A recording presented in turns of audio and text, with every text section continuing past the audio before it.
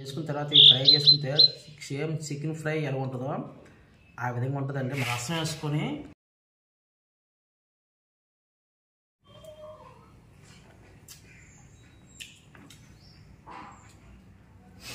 లక్ష్మి గుడ్లు ఉడకబెడదా?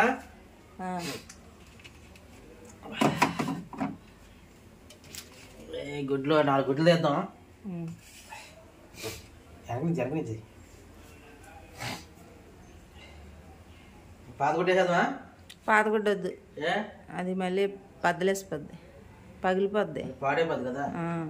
అయితే 4 గుడ్లు ఉడకబెడదాం.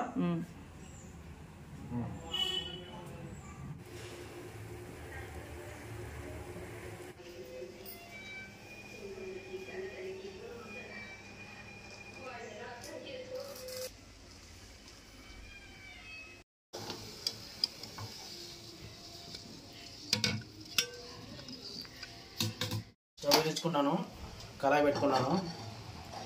కళాయి వేడైన తర్వాత గసగసాలు, జీలకర్ర, చెక్క, లవంగాలు, యాలకులు, గసగసాల తర్వాత వేద్దాం. ధనియాలు ఇప్పుడు వేస్తాయి కదా, అనాస పువ్వు వేసుకోవాలి.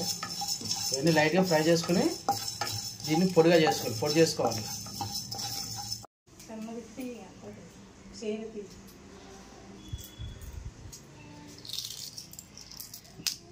గుడ్లు వచ్చేయాలి మొత్తం. కెమెరా కొద్దిగా తేడా వస్తుంది. కొత్త ఫోన్కి అసలు అవుతుందని చెప్పి కొనేసుకోవాలి. మళ్ళీ కొనేసుకోవాలి.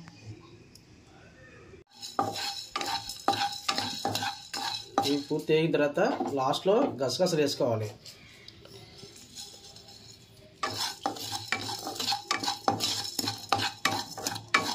అంతే, దించేసుకోవడం. చల్లని తర్వాత పౌడర్ చేసుకుందాం. లోపల తెలుసుకున్నట్టు కదా, అది వేరే ఇది వేరే చేసుకోవాలి. తెలుసు, లోపల చెత్త తెలుసు అని వేరే వస్తుంది, అది పోయడం రాదు. మళ్ళీ ఇది ఇలా సపరేట్ చేసుకోవాలి.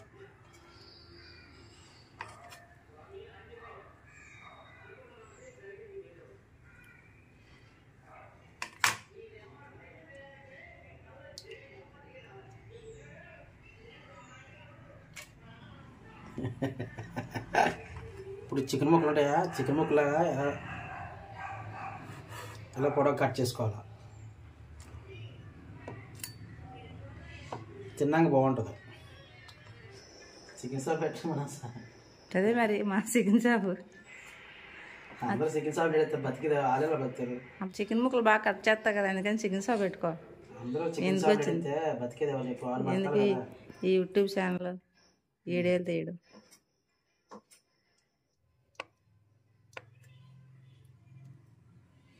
ఓకే, ఈ ముక్కలు సరిపోతాయి.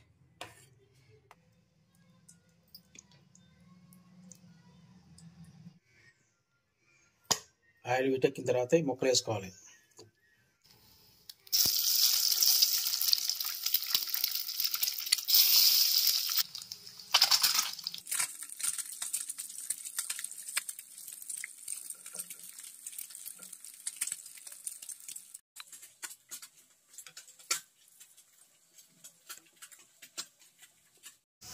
కొద్దిగా పసుపు,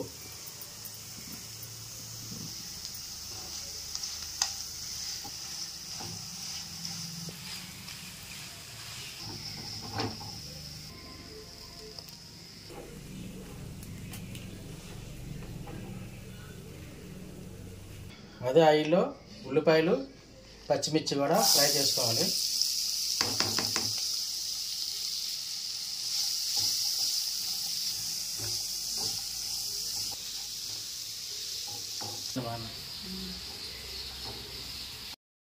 ఎల్లో సొన గుడ్లు పక్కన పెట్టుకున్నాం మనం. అల్లం వెల్లుల్లి పేస్ట్ వేసి, కారం,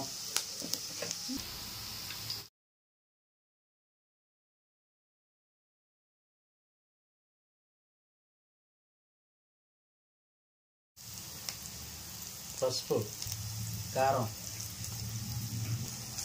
వేసాక వేస్తాం ఉప్పు, మరి అట్లే కలర్ కదా.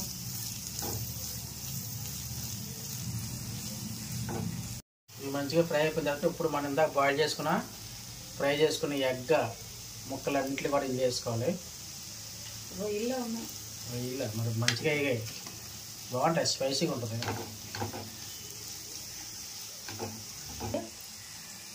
ఇప్పుడు తగినంత సాల్ట్ వేసుకోవాలి.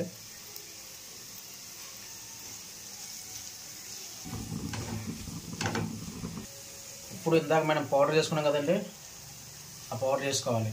మసాలా పౌడర్, తగినంత మసాలా పౌడర్ వేసుకోవాలి. శుభ్రం కలుపుకున్న తర్వాత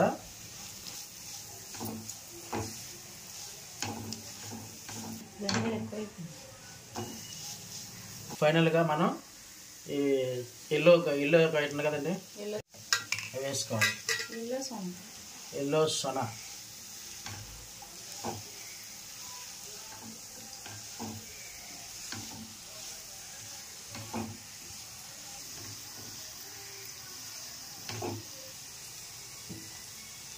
మన కర్రీ అయితే రెడీ అయిపోయింది. ఫైనల్గా కొత్తిమీర పుదీనా వేసుకోండి, లేదంటే లేదు. మేమైతే వేసుకోవట్లేదు. అంతే, కర్రీ అయితే రెడీ అయిపోయిందండి. మనకి గుమ్మగుమ్మలాడే కోడిగుడ్డు మసాలా కర్రీ రెడీ అయిపోయింది. కోడిగుడ్డు ఎగ్ మసాలా కర్రీకి మనం ఇది వేసుకున్న తర్వాత ఈ ఫ్రై చేసుకుంటే సేమ్ చికెన్ ఫ్రై ఎలా ఉంటుందో ఆ విధంగా ఉంటుందండి. మసాలా అయితే భలే ఉంటుంది. ఇది కర్రీ ఇదండి. దీని కాంబినేషను రసం వేసుకొని ఈ మసాలా కర్రీతో రైస్ తింటే ఎంత అన్నమే తినొచ్చండి, చాలా బాగుంటుందండి.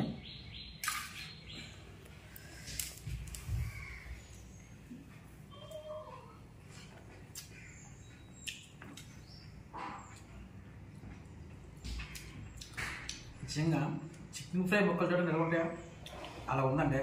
సూపర్ అన్నమాట, సూపర్.